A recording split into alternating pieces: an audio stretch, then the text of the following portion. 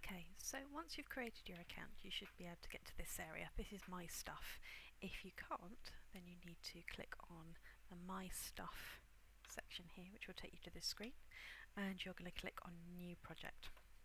Once you've clicked on New Project, you should see something like this. Now initially, what you'll see is a cat. Now this over here is the stage, and this excuse me, this section here is the script area. Now the first thing we want to do is to delete the cat. So let's get rid of this and right click on him and delete him. Okay, so what I've got here is I have a blank stage and I have no scripts at all. So the first thing I want to do is to create myself a background. Now if we look down here a little bit, let's scroll down just a little bit, we have a new backdrop. Now I want to get a backdrop from our library. I think we're going to be indoors.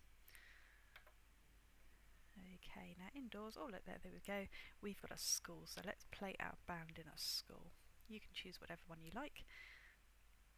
Okay, when I click OK, in a couple of seconds, remember this is online, so occasionally it can take just a little bit longer. There we go, our backdrop is already there. Now this doesn't do anything, it's just an image, so it looks as if you're on a floor, but actually what it is a background picture. So the first thing we need to do is to add a sprite. Now sprites are down here, and a sprite is anything that you can interact with as a user. So here you can choose a sprite from a library, you can draw your own, or you can actually use the camera as well. Now we're going to use the library, and instead of seeing all, because that's quite a significant amount of things, we're going to go to things, and things are things like balls and buttons, and hopefully, if we scroll down a little bit, also drums. So we're going to use drum 1 to start off with.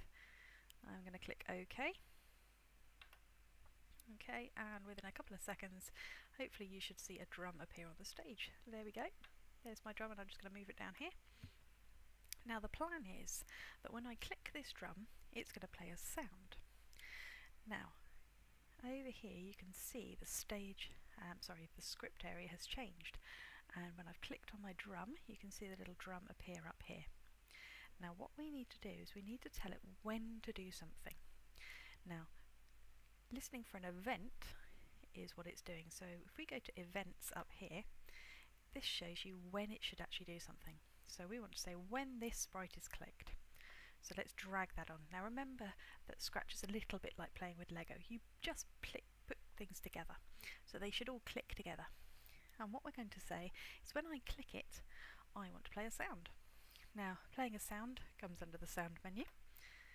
So down here, let's play a drum. Let's click that on there. Can you see it goes white as I go near it? That says I can click towards there. Now I'm going to play a bass drum. So play a bass drum for 0.5 beats, so half a beat. Okay, let's see what happens when I do that. So to run your script, can you see up here we've got a little flag, click the green flag and it's going. Now click the drum. There we go. That wasn't particularly exciting. So what we may want to do is we want to make that play for a little bit longer. So maybe I want to play it 10 times. So instead of having to drag 10 of these onto the screen, what I can do is I can go to Control. And if you look down here you can see a repeat. So this tells me to repeat something or loop something 10 times. So if I loop or repeat my play drum 2 for 0.5 beats 10 times, it will keep going every time this sprite is clicked for 10 times. So should we try that out?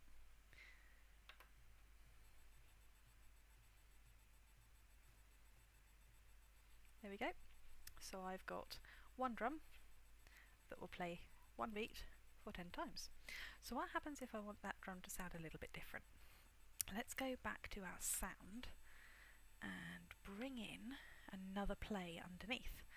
So let's stick that with 0.5 so that it's in time, but let's play a snare drum with it. Okay, so what happens when I do this?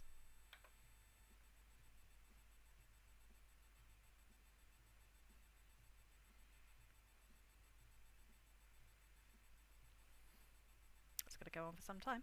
Okay, so there we have it. I've got a drum that plays a sound, or plays two sounds 10 times, and then if I add some more of these in here, then I should end up with my band.